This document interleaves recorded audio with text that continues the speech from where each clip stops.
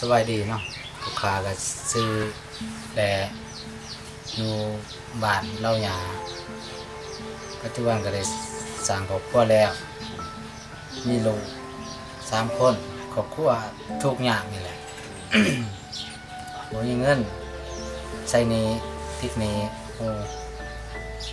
ก็เลยว่าเห็นหมู่ไปได้ก็เลยคิดว่าอยากไปตอนกลับมาก็บ่ทันคิด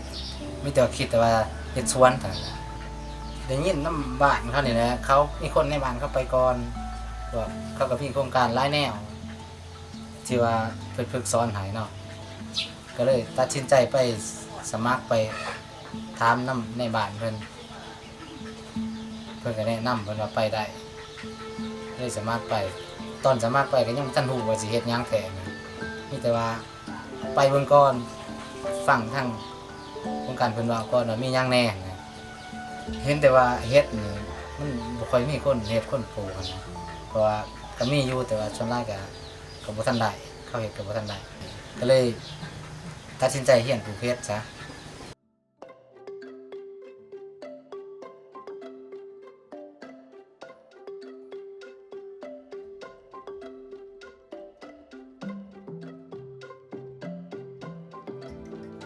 หลายแนวก็ได้เรียนรู้หลายแนวเมื่อก่อนก็ว่าเรื่องการใช้เงินเนาะการใช้กับการหาหรือว่าเงินเข้าเงินออกนี่นะเมื่อก่อนนี่ก็บ่ฮู้ว่าเฮาใช้หลายปานใด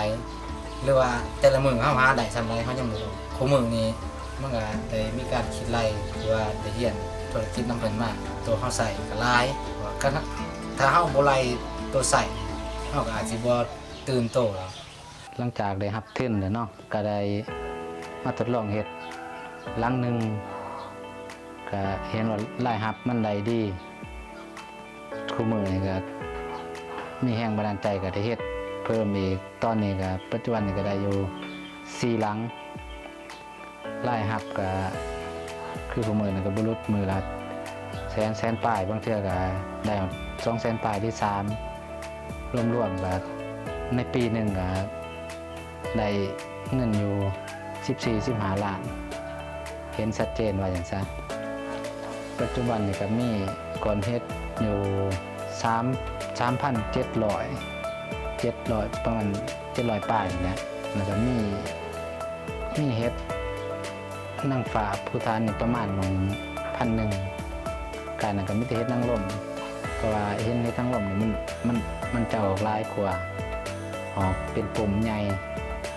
ในครอบครัวก็เปลี่ยนแปลงหลายแนวเลยยกตัวอย่างหนี้สินเล็กๆน้อยๆที่ว่าเฮาเคยค้างเคยยืมน้ำหมู่เฮาก็ได้ปลดได้ใช้ว่าจังซั่นตอนนี้อาจจะบ่มีเงินเก็บแต่ว่าก็ได้ปลดหนี้ไปส่วนใดส่วนหนึ่งอย่างอื่นก็ได้ซื้อของอยู่ของกินให้ลูกให้เต้าอยู่เรือนยกตัวอย่างเป็นขนมกับลูกก็พอได้กินคือหมู่ว่าจังซั่นไปโรงเรียนก็มีเงินพอได้ซื้อขนมคือลูกเต้าเมื่อก่อนนี่เฮาอาจสิบ่มีเอาให้ลูกแต่คุมื้อนี้เฮาก็ได้เฮ็ดได้ว่าจังซั่นเมื่อก่อนนี่10,000 หรือว่า5,000เฮาก็ยังหายากอย่างความบ่มีแต่ได้รับตัวนี้ก็รู้สึกว่ามันก็แตกต่างชีวิตก็รู้สึกว่าดีขึ้นหลายเติบการใช้จ่ายก็มีบอลลุดแล้วก็มีบอลเพิ่มเหมือนกันซะมีบอลหลายขอสะดวกยกตัวอย่างรายรับเฮาก็ได้รับเมื่อก่อนนี่บ่เคยรับคือคุมื้อนี้จ่ายในครอบครัวก็ค่าน้ำค่าไฟเฮาก็ไข่ดีขึ้นว่าจังซั่นได้จ่ายคู่เดือนบ่คือเมื่อก่อนเฮาบ่ได้รับเงินตัวนี้หลังจากเฮ็ดตัวนี้แล้วเฮาได้รับคู่มื้อเฮาก็พอได้ใช้ค่าน้ำค่าไฟค่าลูกไปโรงเรียน